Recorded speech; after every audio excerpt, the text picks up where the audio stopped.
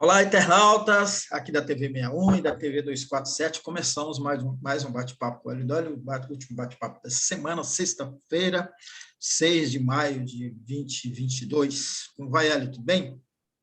Tudo bem, Negrão? Bom dia a você, a todas e todos.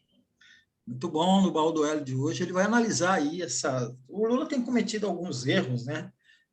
Mas parece que a imprensa quer ditar as falas dele, né? Então, o Hélio vai trabalhar esse tema também. E aí as ações de Bolsonaro e os militares que continuam atacando o processo eleitoral e deixando a clara intenção de negar o resultado das eleições. A última delas foi a cobrança do Ministério da Defesa ao TSE de uma resposta às famosas 88 perguntas que querem descaracterizar, desacreditar, melhor dizendo, as urnas eletrônicas. E no baú, Hélio inicia mais uma série de suas memórias.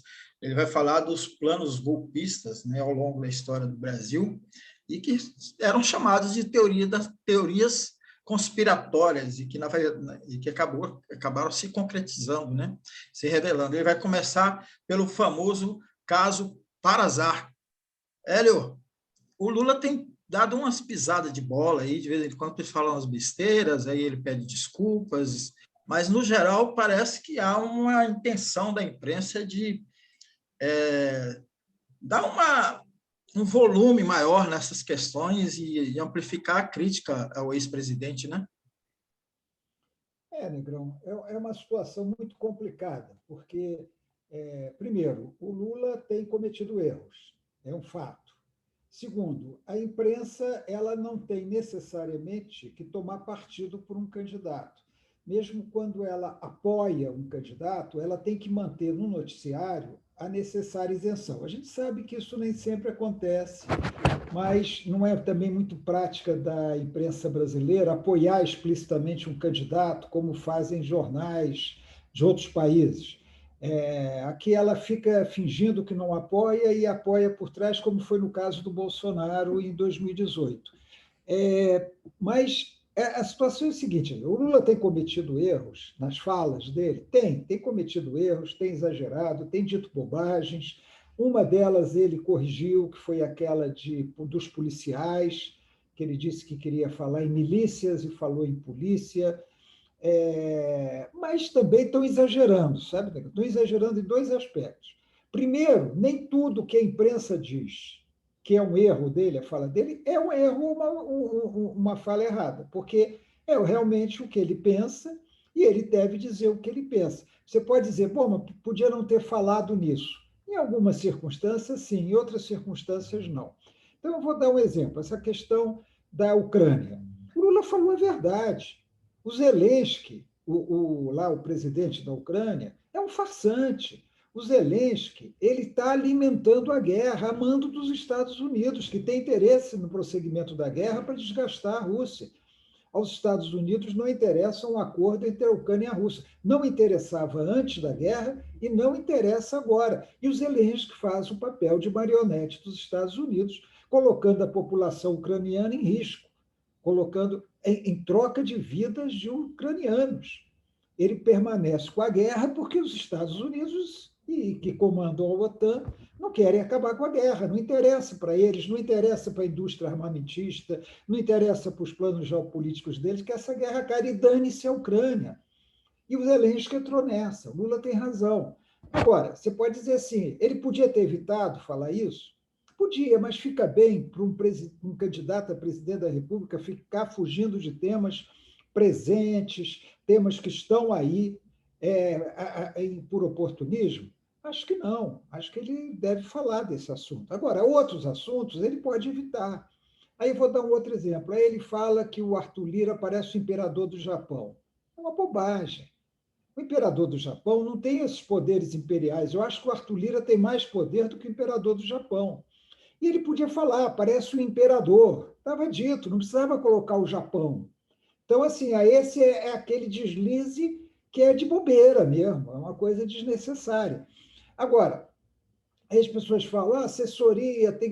Como é que a assessoria vai fazer? Falar, oh, Lula, quando você falar do imperador, você não fala que é do Japão. Ora, quem é que disse que a assessoria do Lula sabia que ele ia falar isso, que ele ia fazer essa comparação? Então, assim, a imprensa entra numas picuinhas que fica parecendo que ela está torcendo contra. Ela está torcendo contra. Ela não quer nem Lula e até agora nem Bolsonaro. Ela vai querer o Bolsonaro se ela vir que o Lula, como foi em 2018, quando vir que o Lula vai ganhar mesmo, que essa terceira via está cada vez mais inviável, pode ser que parte dessa imprensa acabe aderindo ao Bolsonaro, que vai ser um suicídio dela própria. Mas seus donos, não estou falando dos jornalistas, seus donos têm outros interesses econômicos que vão muito além da imprensa, que são muito mais amplos do que os órgãos de comunicação que eles têm. Então, tudo é possível. Então, o que está faltando? O Lula precisa realmente se conter. Ele precisa se conter porque não dá para ficar criando essas polêmicas toda hora. Agora, o que, vendo de fora, totalmente de fora, sem ter o conjunto das informações, sem ter tudo, a impressão que me dá, o que falta mesmo na campanha do Lula é estratégia. É uma estratégia clara para ser seguida não só pelo Lula, como por todos os que estão na campanha. E essa estratégia, pelo que está claro até agora, ela tem que levar em conta a necessidade de ampliação da candidatura para que ela seja vitoriosa, e vitoriosa de preferência no primeiro turno, derrotando Bolsonaro, evitando que haja candidato forte da terceira via para viabilizar essa eleição no primeiro turno. A impressão que me falta é isso, falta estratégia, falta uma clareza de para onde quer ir. Então, às vezes, parece que está arrumando, o discurso é feito para a esquerda, depois parece que o discurso é feito demais para a direita, e a esquerda reclama. Tem que ter uma clareza disso, tem que ter um rumo claro. Essa que parece essa coisa das declarações. O Lula sempre teve essa espontaneidade, sempre foi acusado de falar coisas que não deveria ter falado, sempre foi assim. Só que repercutia menos, né? Claro, como presidente repercutia, mas ele tinha uma popularidade muito alta, tal. Agora não, agora tem um embate polarizado entre ele e Bolsonaro. Agora, outra bobagem, Negão, para terminar esse assunto, outra bobagem é ficar dizendo que Bolsonaro está crescendo porque o Lula fala bobagem. Isso é bobagem, bobagem. Isso não tem o menor sentido. Bolsonaro está crescendo porque ele está fazendo campanha permanente. O Ontem ele fez Bolsonaro, Hélio, fala bobagem a todo instante, a todo instante. Bobagem, então, e não tem essa repercussão da imprensa. e se fosse assim, o Lula estaria crescendo por causa das bobagens do Bolsonaro? A gente sabe que não é isso. Exatamente. Você tem razão. O Bolsonaro está em campanha permanente, está liberando recursos públicos à vontade para parlamentares, prefeitos para o apoiarem, está fazendo projetos sociais de última hora e com vigência limitada para ganhar apoio das camadas mais pobres da população. Enfim, Bolsonaro está crescendo por ele próprio e pela ausência de uma terceira via. É como eu sempre falo, nessa chamada centro-direita e direita, que em tese não são bolsonaristas, centro-direita, MDB, PSDB, Podemos, essa letrada toda, nesse grupo existem pessoas que, na ausência de uma alternativa própria, tendem para o Lula, tipo Renan Calheiros, Romero Jucá, Eunício Oliveira, mas tem outros que tendem para o Bolsonaro. E esse pessoal, à medida que vai vendo que a terceira via não apresenta solução, vai para o lado do Bolsonaro. Esse é o crescimento do Bolsonaro. Não é porque o Lula está falando bobagem. Ele está falando bobagem, fala coisas que não são bobagens e são apresentadas como bobagem. Agora, uma coisa tem que ficar clara para esse segmento neoliberal da imprensa brasileira, Negrão. O Lula não vai dizer o que eles querem ouvir. Ele não é obrigado a dizer o que querem que ele diga, é obrigado a dizer o que eles querem ouvir. Ele diz o que ele pensa. Às vezes pensa mal, às vezes não é exatamente o que deveria dizer numa campanha. Mas não é o que eles querem. Eles querem ouvir que Lula não vai privatizar, que Lula não vai revogar a reforma trabalhista, ou pelo menos revisar a reforma trabalhista, que o Lula não vai voltar com os BRICS, vai se aliar incondicionalmente aos Estados Unidos. Então, são coisas que não vão ser ditas. E eles vão ficar aí esgoelando nos seus programas de televisão, nas suas colunas de jornal, nos seus programas de rádio, que o Lula está errado, o Lula está errado. Espera aí, eles não são os estrategistas do Lula para dizer se ele está certo ou errado, não.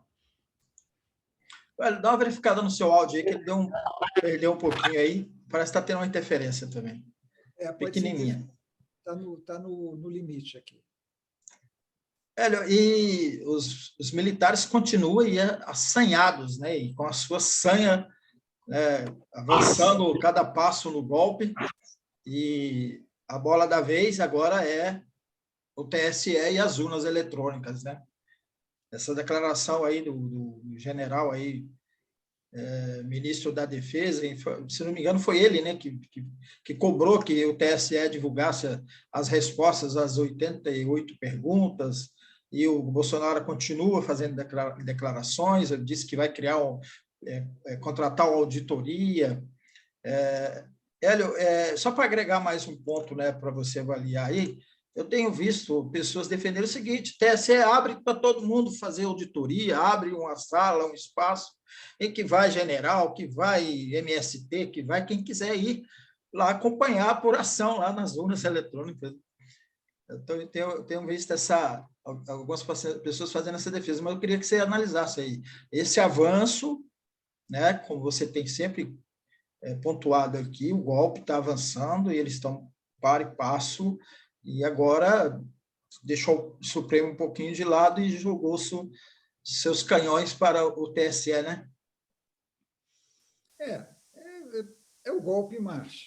É o golpe em marcha. Quer dizer, a cada dia surgem fatos novos que, em resumo, levam o seguinte: a contestar a lisura das eleições de outubro e ameaçar a não reconhecimento de seu resultado. E, em resumo, é isso. Cada movimento tem esse objetivo. Para quê? Para que Bolsonaro, sendo derrotado, tenha argumentos para resistir. E esses argumentos sejam aceitos e referendados pelas Forças Armadas brasileiras, que sustentarão, então, a sua resistência. Eu resumi em poucas palavras, aí tentei resumir em poucas palavras a situação. Quando o ministro da Defesa, o general Paulo Sérgio Oliveira, diz ao TSE para publicizar, deixar pública os 88 questionamentos feitos às urnas eletrônicas, ele está dizendo o seguinte: olha, nós temos dúvidas e contestações, divulgue isso aí. Divulga para quê? Para criar merda na população, para criar coisa na cabeça das pessoas. Né? Porque cria dúvida, cria tal, e vai consolidando a dúvida bolsonarista, que também é compartilhada por setores brisolistas, viu, Negrão? Setores aí do PDT que sempre questionaram a urna não entenderam que o momento Bolsonaro é a grande ameaça e são incapazes de deixar guardada esse questionamento agora para não reforçar essa tese bolsonarista, e continuam insistindo e falando nisso. Mas isso é um parênteses. Então, esse é um passo adiante. Nós já falamos aqui, o ministro Barroso fez uma grande besteira de chamar as Forças Armadas, que não tem nada a ver com isso. Força Armada é Forças Armadas, não é poder institucional, não é poder moderador, não manda nada, obedece. O ministro da Defesa obedece. As Forças Armadas cumprem missão constitucional que não está a cuidar de eleição, está a cuidar de eleição assim. O TSE, como faz ao longo da história, vê problemas, por exemplo, em Roraima, na eleição. Aí pede às Forças Armadas para cuidarem da segurança da eleição em Roraima. É o TSE que pede a ajuda das Forças Armadas para cuidar das eleições. Aí tropas são reforçadas em Roraima. Tem um problema em Duque de Caxias, no Rio de Janeiro, precisa das Forças Armadas. Aí elas vão. Esse é o papel das Forças Armadas nas eleições. Não é apurar voto, investigar a urna. O Barroso cometeu um enorme erro político que pode ter sérias consequências ao convidar as Forças Armadas para participar da Comissão de Transparência. Mas aí, Negrão, para responder você, é preciso ter transparência. Agora, o sistema é complicado, porque não é aquela contagem individual do voto, com a cédula que a gente tinha, eu mesmo já fui fiscal de partido em eleição, que você fica ali de olho para ver se as cédulas estão contadas certinhas, pede para verificar, olha o boletim de urna para ver se ele está sendo preenchido com o número correto. Ou seja, não é isso. Você vota na urna, quando termina a eleição, aquele resultado é processado e enviado a uma central no TSE que soma esses votos. Tudo bem, eu acho que não tem nenhum problema em tese, eu não conheço profundamente o sistema, não tem problema nenhum em tese de que essa apuração desse jeito, que não é aquela contagem individual, seja feita por representações da sociedade e tal, mas eu acho que vai ser pouco eficaz, porque o resultado chega, ele é somado, tudo pelos computadores, ele é somado e é apresentado o número. Né? Eu até, pessoalmente, eu sou favorável à impressão do voto separadamente, não em todas as urnas, mas por amostragem. Eu, pessoalmente, sou favorável. Quer dizer, em todas as urnas, mas que depois seja apurado por amostragem, para verificar se tá coincidindo o resultado eletrônico com o resultado ali do voto impresso. Mas não é momento mais de falar nisso, não é momento de discutir isso, nós estamos há poucos meses da eleição, e a eleição está sendo questionada não é por causa da urna eletrônica. O questionamento está sendo feito para recusar o resultado. A urna é mero pretexto. Essa questão da urna eletrônica é mero pretexto. Bolsonaro foi candidato quantas vezes a deputado e nunca questionou a urna eletrônica? Os filhos deles foram candidatos quantas vezes e não questionaram a urna eletrônica? Então, isso aí é mero pretexto.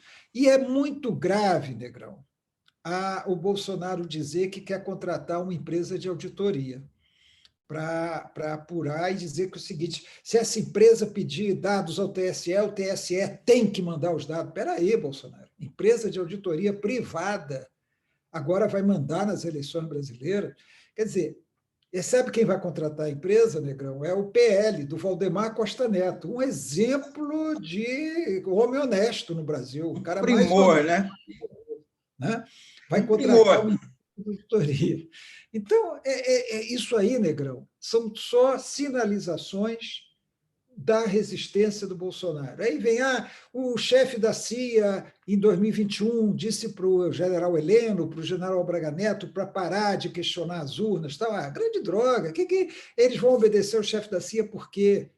Sabe? E o que a CIA tem a ver com a eleição no Brasil também? Então, começar a usar também a CIA dos Estados Unidos para dizer que ela referenda as urnas eletrônicas, a CIA referendar as urnas eletrônicas é até um mau sinal, na minha opinião, entendeu? Porque são os interesses norte-americanos aqui. Tudo bem, eles agora acham que não é mais o Bolsonaro, como achavam e levaram a candidatura. Os Estados Unidos não querem mais Bolsonaro. Tudo bem, mas não tem que interferir nas eleições brasileiras. Né? Não tem nada que interferir nas eleições brasileiras. Então, Negrão, continuamos, vamos dizer assim, céleres a caminho do golpe. Aí só um dado adicional, Negrão, que não tem muito a ver com isso aqui. Você sabe que nós vamos ter eleição na Colômbia. Nós não, eles vão ter, né? Eles vão ter eleição na Colômbia. E o candidato favorito é de esquerda. É o Gustavo Petro, que foi guerrilheiro, e que é o favorito, está na frente e é de esquerda. As Forças Armadas colombianas, Negrão, estão ostensivamente fazendo campanha contra o Gustavo Petro. Estão ostensivamente fazendo campanha contra ele. Então, é um exemplo que pode ser seguido aqui, porque há muita semelhança hoje entre a Colômbia e o Brasil. Mas eu diria o seguinte: Bolsonaro quer que o Brasil vire uma Colômbia. Você sabe que na Colômbia, parece que só nos 2 primeiros meses do ano, ou 3 primeiros meses, 52 líderes sociais, comunitários, foram assassinados por grupos paramilitares. Lá tem uma forte presença de grupos parlamentares. O governo é repressivo, o governo já cegou muitos estudantes em manifestações com balas de borracha, o governo mata, é um governo opressivo, mas sobre o aparato de ditadura, de democracia. A Venezuela é uma ditadura, a Colômbia é uma democracia. Falso. Colômbia, falso. Colômbia é um governo autoritário, repressivo, dominado por paramilitares. Que é A exatamente milícia deles, né, Hélio? Que anda, inclusive, uniformizada, tal, né? Todo o aparato. E lá os militares ostensivamente estão fazendo campanha contra o candidato da esquerda. Então, a gente tem que ter muito cuidado aqui mesmo, viu, Negrão? E não acreditar nessa pacificação de Fux, Rodrigo Pacheco, não sei o quê. Isso tudo é jogo de cena, isso tudo é bobagem.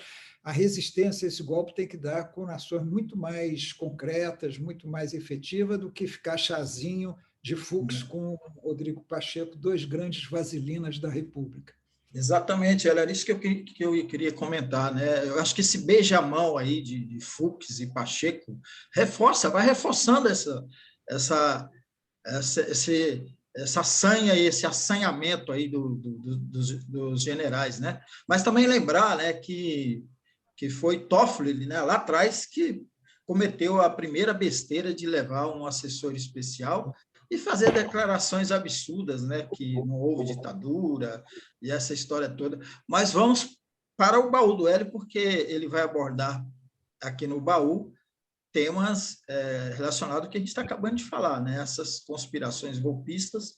Ele começa a gente vai abrir uma série de suas memórias sobre isso. Ele começa com o caso Parazar, o caso muito, assim, me perdoando o chavão, né? Muito emblemático em relação à questão dos militares na ditadura.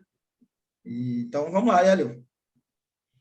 Negrão, diante desse quadro que nós temos hoje no Brasil, de uma ameaça de golpe, de uma eleição decidida por uma facada, que até hoje as circunstâncias são muito estranhas, tem diversas pontas soltas, e dessa mania que muita gente, incluindo muitos jornalistas, tem, de que quando aparece uma coisa assim, você fala, olha, isso é falso, isso está errado, é teoria da conspiração. Tá. Então, eu lembrei de alguns casos na história do Brasil que mostram claramente a tentativa da direita, e nem sempre da direita, a tentativa de um grupo no poder de prejudicar o outro com falsidades, com as chamadas fakes, né? Com as falsidades. Então, a gente tem desde o início da República, né? Nós tivemos, por exemplo, eu vou falar sobre isso com calma depois, mas nós tivemos as cartas falsamente atribuídas ao Arthur Bernardes, eleito presidente da República, que quase impediram a posse dele. Depois, nós temos o caso do Plano Cohen, que eu vou falar, esse eu vou detalhar melhor depois, que foi uma articulação militar para possibilitar o golpe de Getúlio Vargas em 1937, e que era falso, foi atribuído aos comunistas, e era um documento falso, criado no Exército. Né? Mas nós temos fatos mais... nós tivemos a Carta Brande. Carta Brande foi uma carta também inventada para falar das ligações subversivas entre o general Perón, na Argentina, e o vice-presidente João Goulart no Brasil, para impedir, o eleito vice-presidente, para impedir a posse de Juscelino Kubitschek. Também era falsa a Carta Brande. Mas nós temos dois fatos já no tempo da ditadura. Um deles é o Parazar, que eu vou falar hoje. O outro é o Rio Centro, que também é um caso importante de uma articulação de atos criminosos para responsabilizar a esquerda. Então, a gente tem muito isso. A imprensa precisa ser mais cuidadosa ao aceitar as versões oficiais. Para fazer também um parênteses, nós temos agora aquele caso da Ucrânia, daquela cidade em que apareceram cadáveres. Aquilo é uma armação. É uma armação da Ucrânia com seus aliados para responsabilizar a Rússia. Eu não estou dizendo que a Rússia não possa cometer atrocidades, assassinatos, não estou dizendo isso, mas ali foi uma armação. Aqueles cadáveres apareceram depois que os russos foram embora. Quem matou aquela turma ali foram os nazistas que estão incrustados no exército ucraniano. E coloca-se a culpa na Rússia, e a imprensa ocidental, por interesse, ou por ingenuidade, ou por preguiça, bate palma como se fosse verdade. Mas vamos falar rapidamente do Parazar, talvez não dê tempo da gente falar tudo hoje, sabe, Negro? Por causa do nosso tempo aqui. Às vezes as pessoas falam, vocês estão falando demais, eu não dou conta de ouvir tanto tempo de conversa.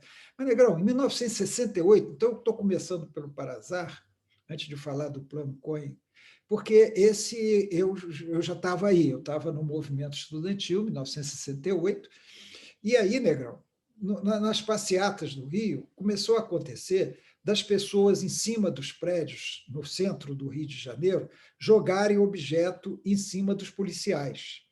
Jogavam livrões, jogavam objetos e jogaram uma máquina de escrever que atingiu um soldado. Então, o Exército, as forças policiais ficaram muito irritadas com esse fato do pessoal da. Era apoio mesmo, era apoio. O pessoal que estava nos escritórios, apoiando os estudantes que estavam se manifestando nas ruas, jogando coisas em cima dos policiais. Então, o brigadeiro João Paulo Burnier, que era era do Ministério da Aeronáutica, Ministério da Aeronáutica, Aeronáutica. Ele convocou um grupo de resgate. Era um grupo muito positivo em suas ações, era um grupo de resgate que a aeronáutica tinha, que foi muito importante para resgatar índios doentes, para resolver problemas em áreas distantes. Era um grupo que não haveria por que ser atacado. O Parazar era um grupo de resgate. Ele convocou militares do Parazar para observar a paisana, para observar as janelas e ver onde estavam jogando alguma coisa em cima das tropas, com autorização de identificar, subir e matar quem estivesse fazendo isso. E ele mobilizou 13 militares do Parazar para isso, que foram lá à paisana. Nessa época, o comandante do Parazar, esse nome é importante, Negrão, é um herói, Capitão Sérgio Ribeiro Miranda de Carvalho, era conhecido na tropa como Sérgio Macaco. Naquela época não era uma ofensa, né? Assim, chamar de macaco. Ele não era preto, não, mas ele era negro, vamos dizer, mas não era preto. O capitão Sérgio Ribeiro Miranda de Carvalho, Sérgio Macaco, ficou popularmente conhecido assim, ele estava fora do Parazá, estava viajando quando houve isso. Quando ele chegou, ele reclamou, falou, olha, não é função nossa fazer isso, está errado, o Parazar não é para isso. E depois nós não podemos entrar numa sala e matar as pessoas que estão lá, essa não é a nossa tarefa. E aí começou a ter um problema com o comando. Aí esse brigadeiro João Paulo Burnier, o que ele fez, Negrão? Você está aí o Sérgio, capitão Sérgio. Vocês vão ver que ele foi muito corajoso, levando em conta as circunstâncias da época, viu, Negrão?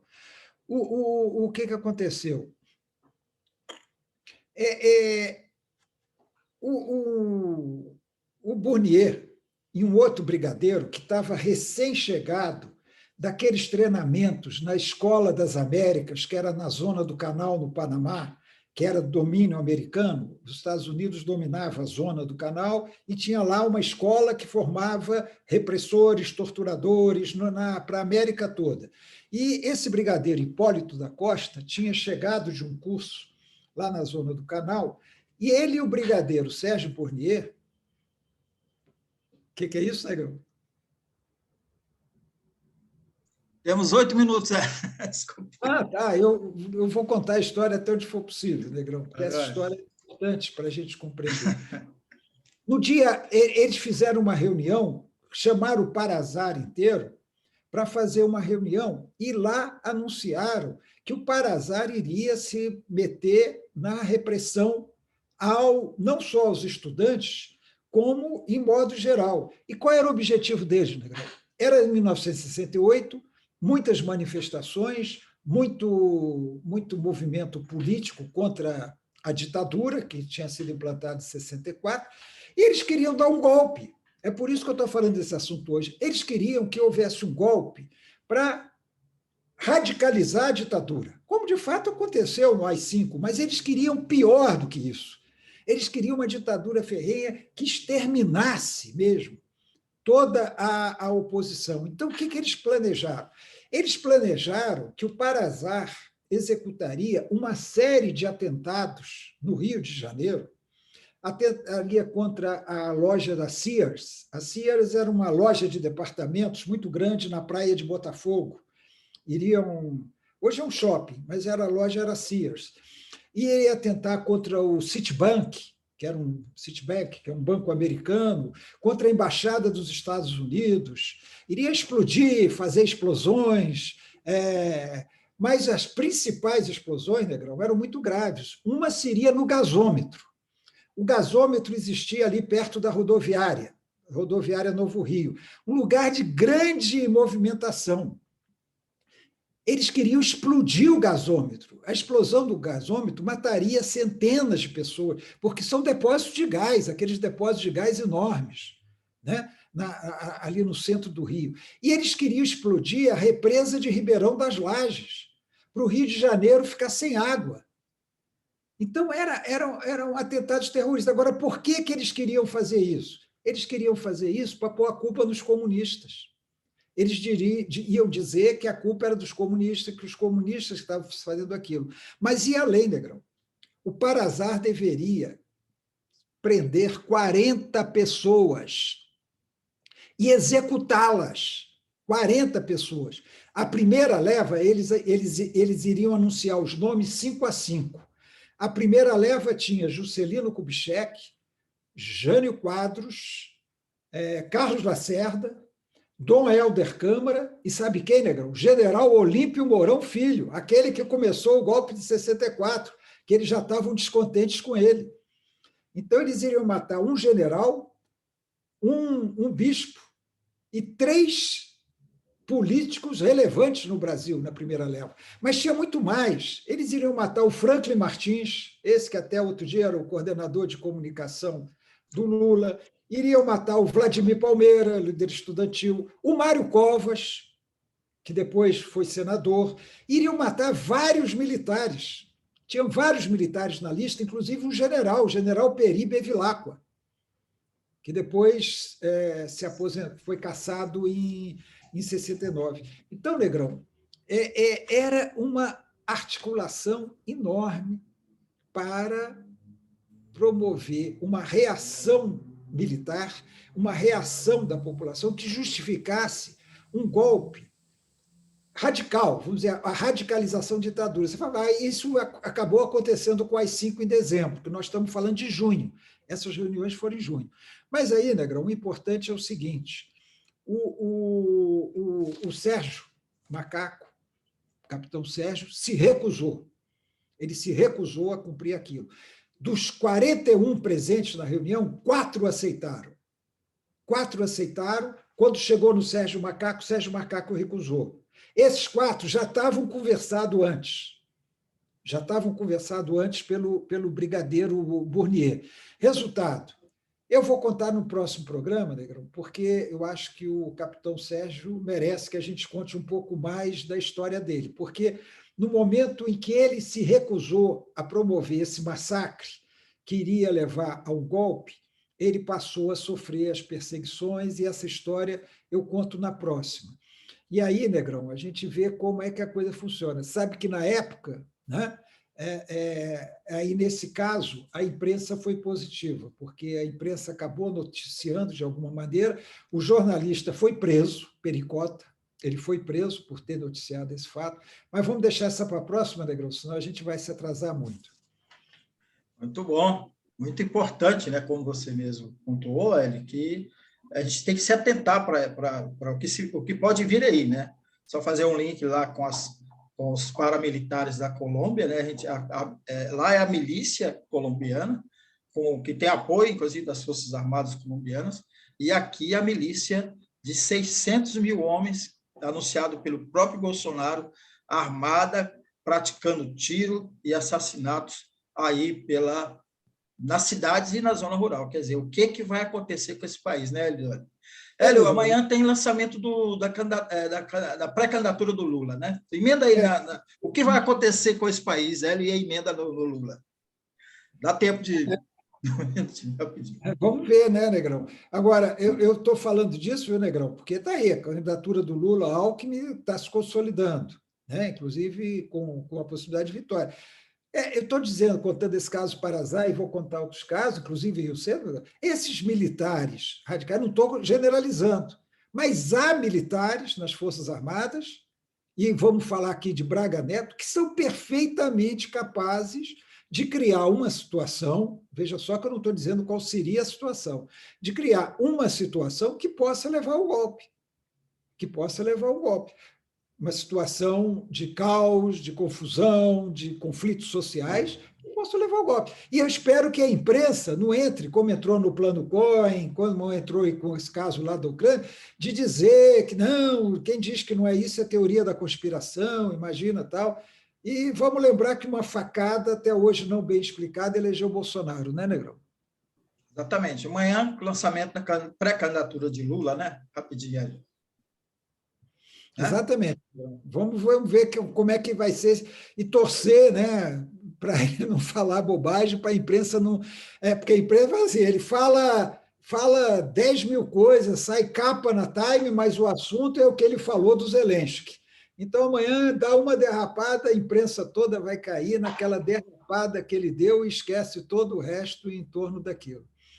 Outra coisa, assim, para finalizar, ontem em Campinas, o ônibus com o presidente Lula, o ex-presidente Lula, foi cercado, né, hostilizado por bolsonaristas, né? Então tá aí, todo cuidado é pouco para o Lula. Hélio, obrigado a vocês aí que nos assistiram aqui pela TV 61, Expresso 61 e pela TV 247. Bom final de semana para todo mundo, a gente volta na segunda-feira. Grande abraço para todo mundo.